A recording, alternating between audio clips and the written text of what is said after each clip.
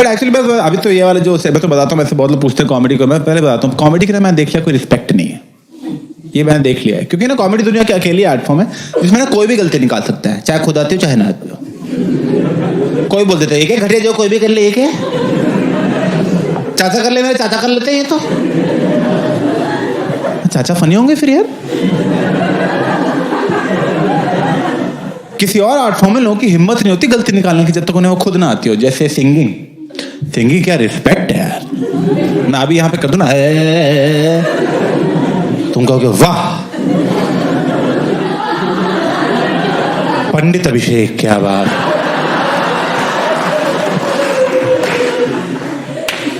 और मैं बहुत गंदा गाता हूँ, मुझे लोग बर्थडे पार्टीज में बुलाते, कहीं हैप्पी बर्थडे ना गा दे आके।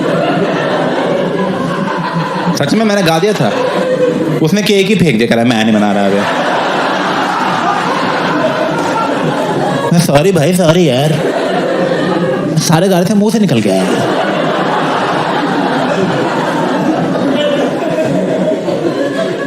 ऊपर से मैं सिंगिंग सीख भी नहीं सकता, पहला सुरी सा है मुझे। तुम अपनी सारे काम आने सकता ना, क्लास में बच्चे बैठे हमें क्यों टी सिखा रहे हैं आप। मैं सोचा एक काम करते हैं प्राइवेट में सीख लेते हैं यार। तो एक सिंगिंग टीचर मेरे घर आया, फर्स्ट डे मुझे कह रहा अभिषेक आज फर्स्ट डे है, आपका लेवल देखते हैं क्या है सिंगिंग, गा के दिखाओ। मैं कहा ओके सर। कह रहे बहुत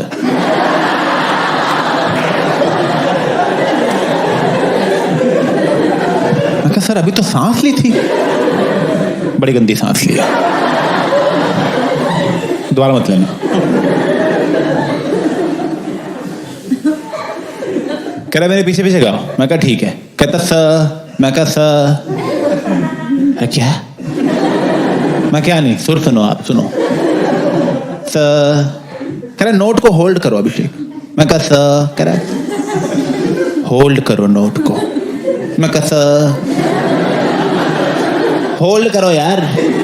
मैं कहा नहीं आता। कह रहा कर दो कर दो। मैं कहा नहीं हो रहा सर। कह रहा एक बार कर दो, एक बार कर दो। जो नोट होल्ड करने की जो काबिलियत है ना, उसी को सिंगिंग आना कहते हैं। वही सिखाने के लिए तो आपको बुलाया था। ये कैसी कोचिंग है भाई। फिर तो मैं ओलंपिक्स की एथलेटिक टीम कोच कर दूं, बेंचो तेज भागो।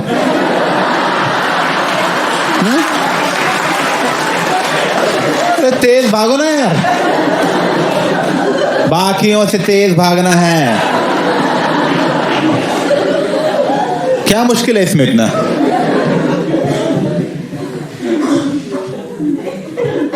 नहीं तो एक्चुअली कॉमेडी मुझे बहुत लोग ना ऐसे कॉमेडी के रिस्पेक्ट में, उसे बहुत लोग पूछते रहते हैं एक्चुअली आप कॉमेडी कर क्यों रहे हो, आपको जॉब करनी चाहिए थी, उसकी तो इज्जत है बहुत।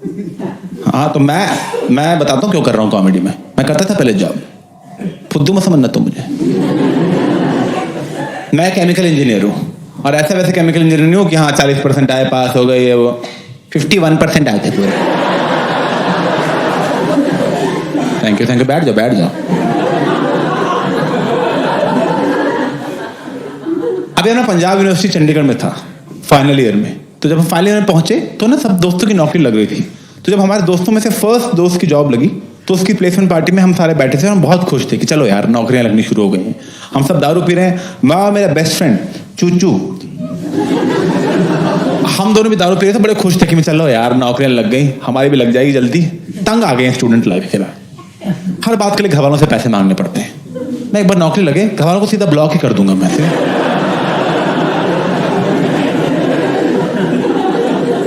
नौकरियां पे नौकरियां लगती गई सबकी, चुच्चू की भी नौकरी लग गई, वो भी दिल्ली में जहां मुझे चाहिए थी। पूरे क्लास में बस 2 ही बच्चों की जॉब नहीं लगी, एक मेरी और एक और बच्चा था जो सेकेंड ईयर के बाद कॉलेज ही नहीं आया था। ठीक है, तो मैं तो काउंट करता हूं उसे भी।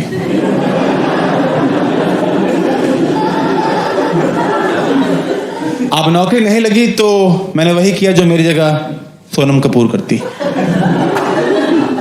पापा से बात की।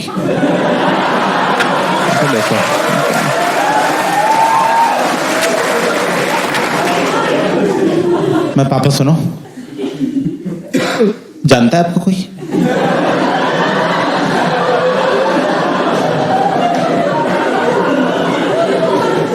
जानता है मतलब? मैं कहा वो कंपनी आ नहीं रही ना प्लेसमेंट के लिए, तो कहने लगी तुम्हारी नौकरी। मैं कहा नहीं। क्या लगे कैसे? 4 साल तुमने कुछ किया ही नहीं, बस इधर मूवी उधर वो फुकरापंती की तुमने 4 साल, नौकरी कहाँ से लगेगी? क्या नहीं पढ़ना तो बोल देते हमें यार, हमारे पैसे तो ना बर्बाद होते, तुम्हें गांव भेज देते, कुछ खेती करते। मैं कहा क्या आप तुम चाहते हो मैं तुम्हारी नौकरी लगवाऊं सिफारिश से? मैं कहा यस।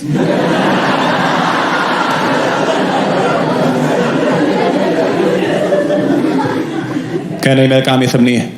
मैं काम एजुकेशन देना था वो मैंने दे दिया, बाकी तुम अपना खुद देखो। मैं कहा लगवा दो यार प्लीज। आप ऐसे कैसे कर रहे हो आप यार? अपने बाप को कैसा कर रहे हो? चुच्चू की भी लग गई, सबकी लग गई, लगवा दो प्लीज यार पापा, लास्ट फेवर कर दो, लाइफ में लास्ट फेवर कर दो, उसके आपसे बात ही नहीं करूंगा मैं।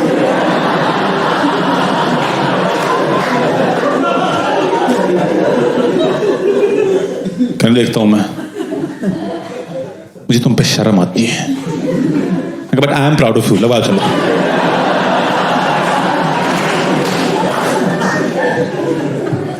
अब मेरे दोस्तों की जॉब लगी थी दिल्ली, मुंबई, बैंगलोर, पुणे। मेरे सगे बाप ने मेरी नौकरी लगवाई है बठिंडा में। बठिंडा पता है आपको? उड़ता पंजाब देखिए। हाँ मैं हूं उसमें, पीछे डर लेता हुआ दिखता है।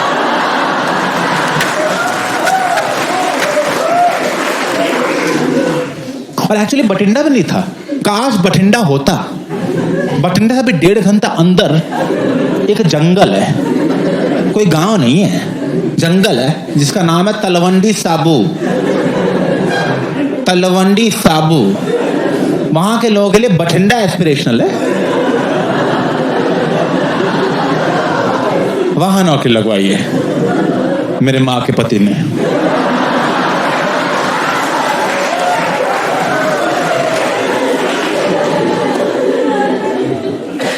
और नौकरी भी कहां लगवाई है? एक ऑयल रिफाइनरी के अंदर, कि मतलब गलती से पंखे की हवा भी ना लग जाए इसको।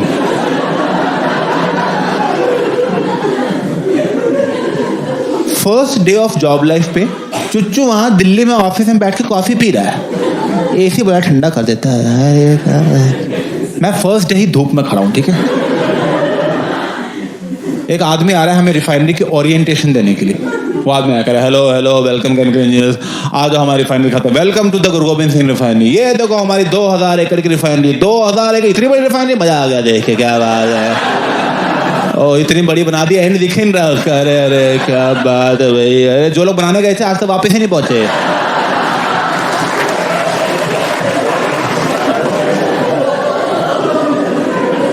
मैं ठीक है भाई, रिलैक्स, रिफाइनरी है बड़ी होती है, कौन 1 BHK में तेल निकाल रहा है भाई?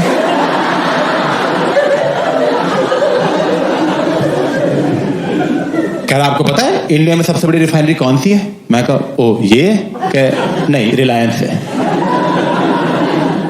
मैं तो ये क्या सेकंड पे, कहना 10th पे है। मैं टोटल कितनी है? 12।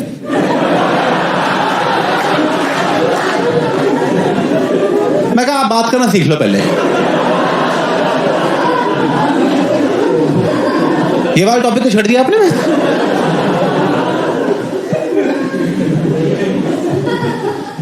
और यार कॉलेज में सपने सजाए थे कि जब नौकरी लगेगी तो फॉर्मल्स पहनेंगे, शर्ट पहनेंगे, ऐसे थोड़ा कफ फोल्ड करेंगे, ऐसे हैंडसम लगते हैं उसमें। तुम्हें क्या मिला हमें पहनने को वहां पे? ये देख रहे हो, ये बहन, इसमें ऋतिक रोशन को छुट्टा दे दोगे तुम बहन। इसमें इसको पहनते नहीं, इसमें घुसते हैं।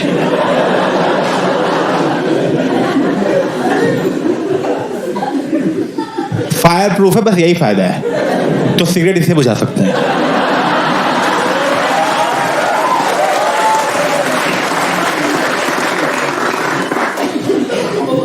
और फायर प्रूफ क्यों बताता हूं क्योंकि वहां आग लगती रहती है। ये नहीं कि एक बार आग लगी थी, लगती रहती है, प्रेजेंट कंटिन्यूअस।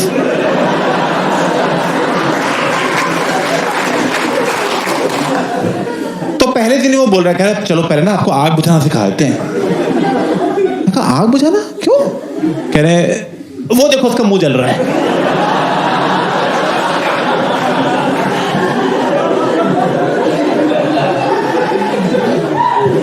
आपकी इतनी बड़ी रिफाइनरी है 2000 एकड़ की, आपका फायर डिपार्टमेंट नहीं है? कह रहे हैं पर दूर बहुत है। जब तक वो आते हैं आग बढ़ जाती है। वो आते हैं कहते हैं अब तो जली गए सारे, गुस्से में हम पे पानी फेंक के चले जाते हैं।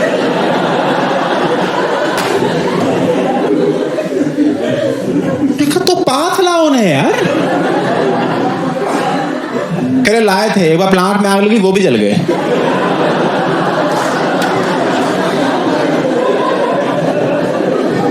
This is true by the way.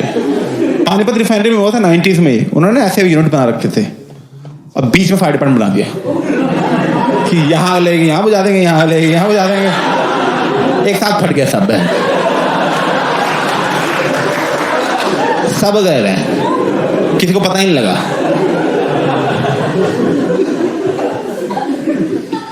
फिर वो कह रहे चलो अब आपको आपके बॉस से मिलवाएंगे जिनका नाम है शरद भोले, नाम पे मत जाना उसके। ऑफिस में लेके गए, प्रॉपर ऑफिस था। मैं कहा ओह क्या बात है, मैं यहाँ आएंगे शरद सर? क्रिश आ रहे हैं वो, धीरे बोलो आप थोड़ा। मैं क्या हुआ सरप्राइज दे रहे हैं क्या उन्हें?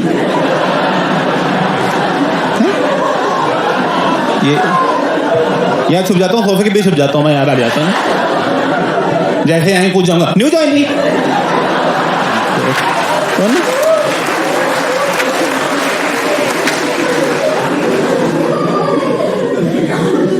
फिर आया वो शरद भोलू, आकर hello welcome chemical engineers welcome, कैसी लगी आप लोगों को रिफाइनरी? एक यहाँ से बच्चा बोल रहा है sir very beautiful, very beautiful. मुंह पे कालक लगी हुई थी हमारे।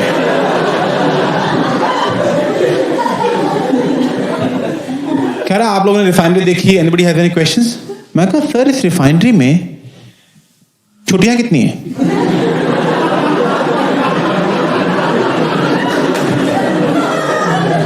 Like what? मैं कहा छुट्टियां सर, लीव्स, हॉलीडेज, संडे का भाई।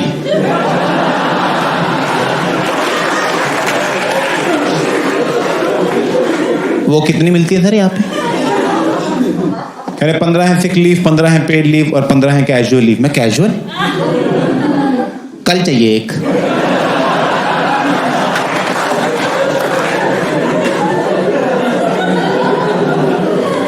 कह रहे कल क्यों चाहिए? मैं कहा सवाल जवाब क्यों रहे, कैजुअल है भाई। कैजुअल रहो ना आप। ये होता है कैजुअल, छुट्टी चाहिए लो छुट्टी यार। अरे क्या प्लान है मूवी का? मूवी देखता रहता है। ये होता है कैजुअल बिहेवियर। वो सीरियस हो रहे हैं कैजुअल लीव पे। तो कह रहे alright Abhishek, you can take a leave tomorrow, but I'm just letting you know that we don't encourage taking leaves. I got no problem. I don't need encouragement.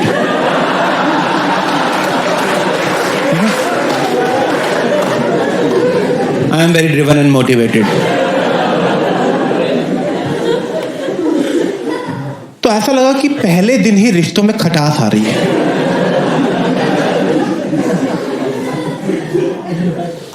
अगर आपको office में stressful day जाता है, आप सोचते हो fuck it जो होना तो हो गया, ठीक है, बीयर और पीते हैं, दोस्तों से मिलते हैं, थोड़ा वेंट आउट करेंगे, सही हो जाएगा।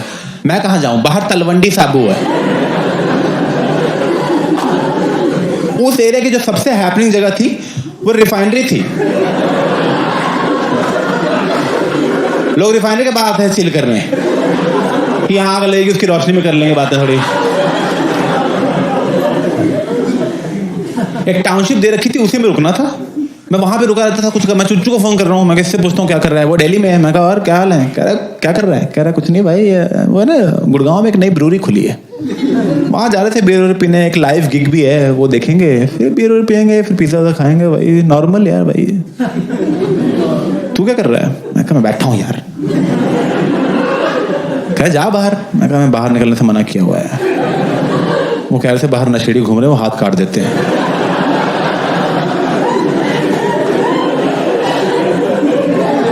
हाथ को काट देते हैं? मैं नशेड़ी है, भैंसो काट देते हैं मुझे। This is true. यहां नौकरी लगवाई थी, जब हम बाहर जाओ तो हाथ कट जाता है, अंदर जाओ तो मुंह जल जाता है।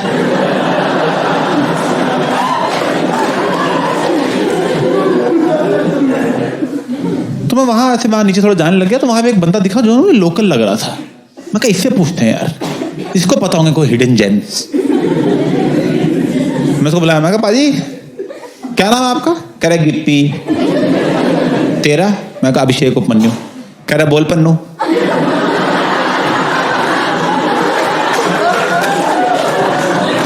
उपमन्यु ही नहीं बोला जा रहा है उससे, उसकी जीभ ही नहीं मुड़ती इतना पंजाब के अंदर है वो।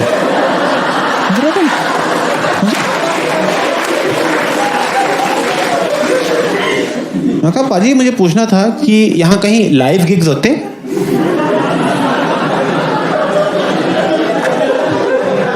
कह रहा है हेरोइन।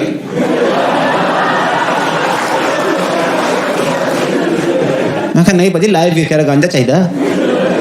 मैं कुछ नहीं चाहिए पाजी। ठीक है चलो मिलता हूँ मैं। कह रहा रुक जा कोई जरूरी काम हो बता दियो। मैं कहा जैसे? कह रहा अबॉर्शन कराना हो। मैं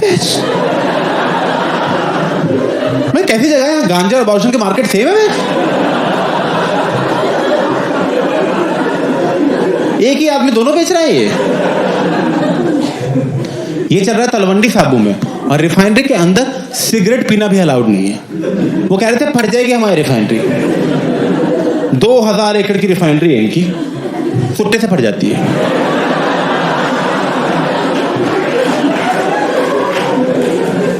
तो वहां सिगरेट पीने के लिए बस में बैठ के आधा घंटा दूर जाना पड़ता था। मैं बस में बैठता था, आधा घंटा दूर गए, वहां सिगरेट पी। अब आधा घंटा वापस आने में लगता है यार। जब तक वापस पहुंचते हैं फिर मन का जाता है सिगरेट पीने का। फिर गया मैं आधा घंटा। 3 दिन में वहां बसों में ही घूमता रहा। वो बस ड्राइवर में चाबी दे दी, कह रहा आप रखो बस यार ये।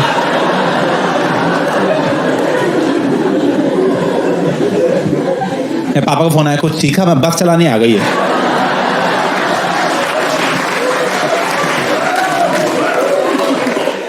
अब यार ऑब्वियसली एक बहुत जेन्युइन प्रॉब्लम है ये। शरद भूले को इससे प्रॉब्लम हो गई। मुझे ऑफिस में बुला लिया उसने, बुलाया, कर इधर आओ, तुम्हारे ब्रेक्स बड़े लंबे हो गए। मैं कहा सर वो सिगरेट पीने बाहर जाना पड़ता है सर, मैं क्या करूँ वरना तुम वो मत पियो सिगरेट। मैं कहा सर वो तो सर देखो धीरे धीरे छूटेगी तरह से, कैसे ही मतलब। कह तुम्हें अकेले को कैसे टाइम वगैरह, बाकी लोग भी तो काम कर रहे हैं। मैं कहा सर बाकी लोग तो चैनी खैनी खाते हैं।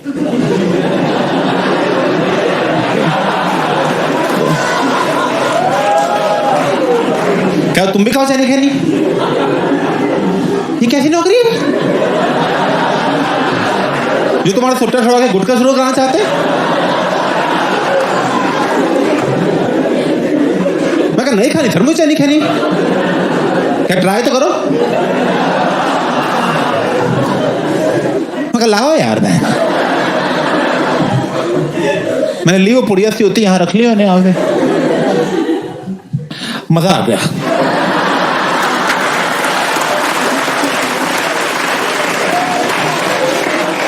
मैं कहा शिट यार, शुरू हो गया मेरा तलवंडी बनना। पता लगा 2 महीने मैं नहीं ऊपर नहीं बोल पा रहा।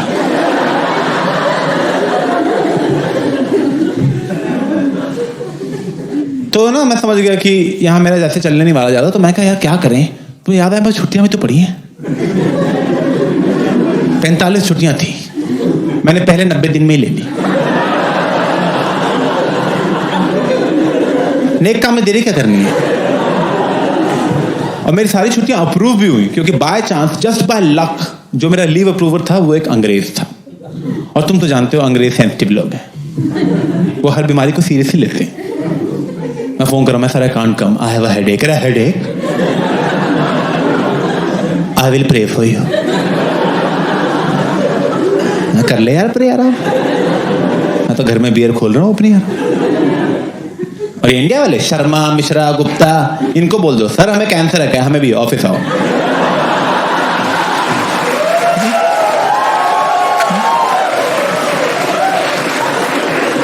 सब कैंसर में काम करते हैं।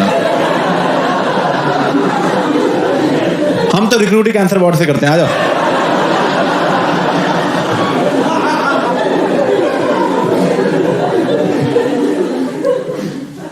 तो यार पहले 3 महीने तो मैंने निकाल लिए काफी मजे में, चंडीगढ़ में बड़ी पार्टी की, बहुत मजा आया। 3 महीने बाद जब मैं फाइनली प्लान पे पहुंचा तो शरद भोले बैठा हुआ था वहां पे, और मेरे अंदर गुस्से ने मुझे अंकलों वाले टॉन्ट मार रहा है। मैं अंदर पहुंचा, कह रहा अरे आप किसके कदम पड़े, सदम रिफाइनरी लगा हुआ।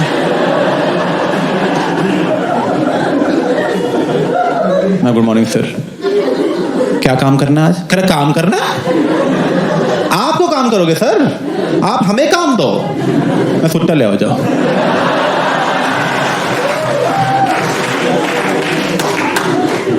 अरे शट अप, ट्रेनिंग टाइम के साथ स्किप कर दिया, काम क्या करोगे तुम अब? मैं कहा तो सर फिर जाऊं मैं? कह रहे कार्डबोर्ड ब्लास्टिंग हो जाएगी यूनिट 1 की, वो भी नहीं होगी। मैं कहा हो जाएगी। तो उसने कार्डबोर्ड ब्लास्टिंग का काम दे दिया। उसमें होता क्या है बेसिकली, ऐसे कोई ऐसे पाइप जा रही है ना रिफाइनरी में, तो पाइप के एक एंड पे हवा डालने लग जाते हैं, और जो पाइप की ओपनिंग है वहां पे एक कार्डबोर्ड बॉक्स चिपका देते हैं। अब हवा डालते रहोगे तो प्रेशर बनता रहेगा, एक पॉइंट के बाद इतना प्रेशर बन जाएगा कि वो ब्लास्ट हो जाएगा, और जब वो ब्लास्ट होता है तो एक टेम्परेरी वैक्यूम क्रिएट हो जाता है, जिसकी वजह से पाइप में जितनी भी गंदगी है वो कार्डबोर्ड से जाके चिपक जाती है। अब मैं और आप बराबर केमिकल इंजीनियर थे।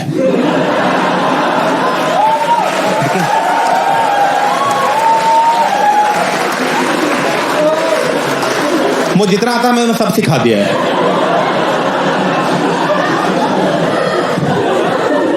तुम अभी इस रूम में एग्जाम करो, सेम मार्क्स आएंगे।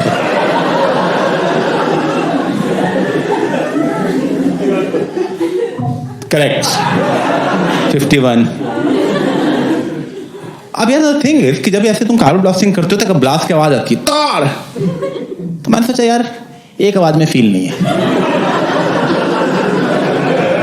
क्यों 10-12 पाइप एक साथ सेट करें और दिवाली की लड़ी की तरह तार तार तार तार तार।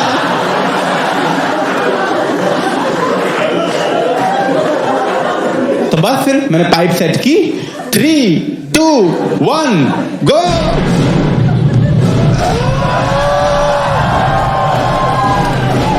प्लांट में अलार्म बनने लग गया भैंस इसके बाद तुरंत ही। मैं कहा ये तो भैंसो क्या हो रहा है ये तो मैं देखा शरद भोले प्लांट में भागता हुआ आ रहा है।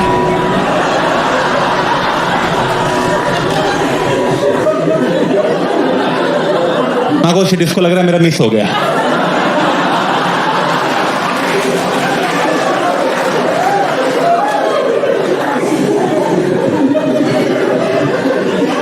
वहां आया, कह रहा क्या हो रहा है यहाँ पे, क्या हो रहा है? मैं कहा टेंशन मत, तो दोबारा कर देंगे।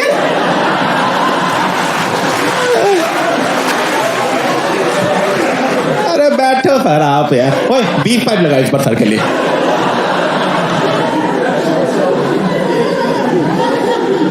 Can I stop this right now? तुमने यहाँ पैनिक क्रिएट कर दिया। मैं कहा सर यहाँ तो जॉय और लाफ्टर चल रहा है।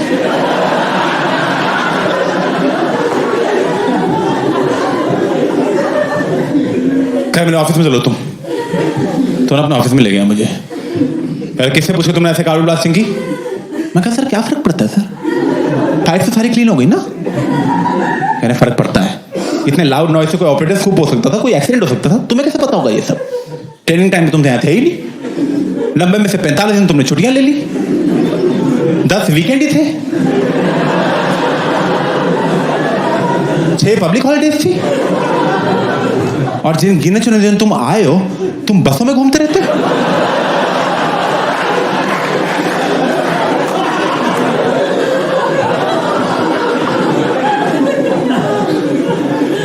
तुम ट्रेनिंग करो पहले, कल से शाम को 5 बजे ऑपरेटर बैच की ट्रेनिंग है, उसमें बैठा करो 5 से 9। मैं सर 5 से 9 तो मैं प्लांट कब आऊंगा? क्या 9 बजे आओगे जो टाइम है? मैं कहा सर फिर तो 12 घंटे हो जाएंगे। कह रहे हैं कि आप बिजी हैं सर कहीं? मैं करूंगा क्या प्लांट पे आके जब सब तो मना है? स्टेंसिलिंग करो तुम, बस स्टेंसिलिंग करोगे। स्टेंसिलिंग तो और लो लेवल काम दिया है।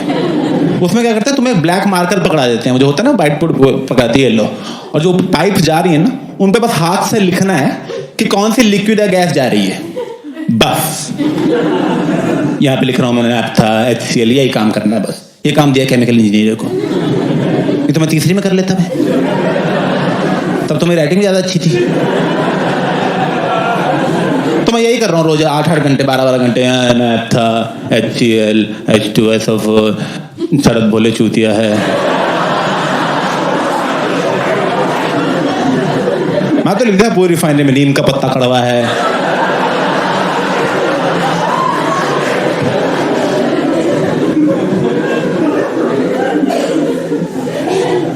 तो ऐसे 2 हफ्ते चलता रहा। 2 हफ्ते बाद ना एक दिन मैं ऐसे लिख रहा था, प्लांट में फिर से अलार्म बनने लग गया। मैं कहा मैंने कुछ नहीं किया इस बार भाई। मैं कहा पढ़ तो नहीं लिया मैंने क्या लिखा है।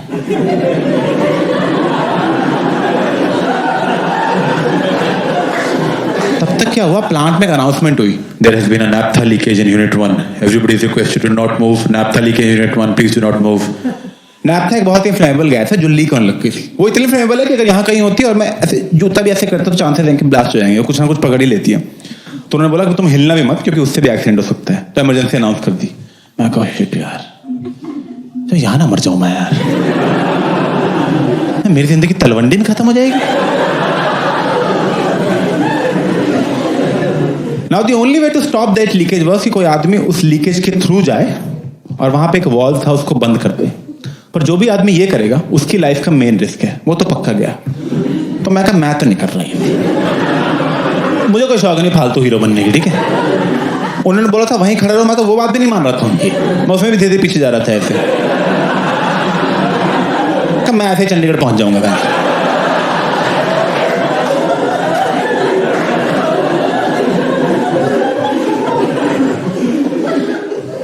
तब तक हमने देखा उस लीकेज के थ्रू शरद भोले जा रहा है चलता हुआ। मैं कहा कम ऑन,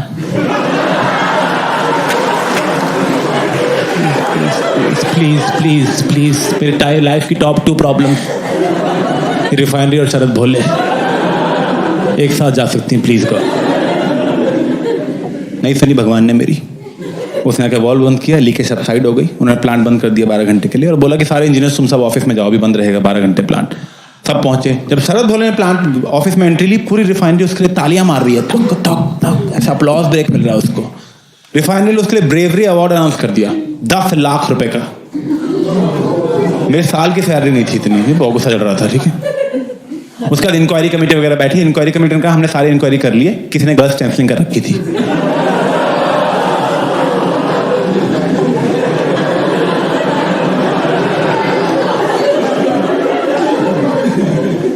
तो शरद भोले ने अपने ऑफिस में बुलाया। मैं ऑफिस में पहुंचा, मैं कहा सर मैं कम इन, फिर कम इन, अभिषेक दरवाजा बंद करो। तो तुम्हें पता मैंने यहाँ तुम्हें क्यों बुलाया? मैं कहा यस सर, टेक्निकली उस अवार्ड में मेरा हिस्सा बनता है।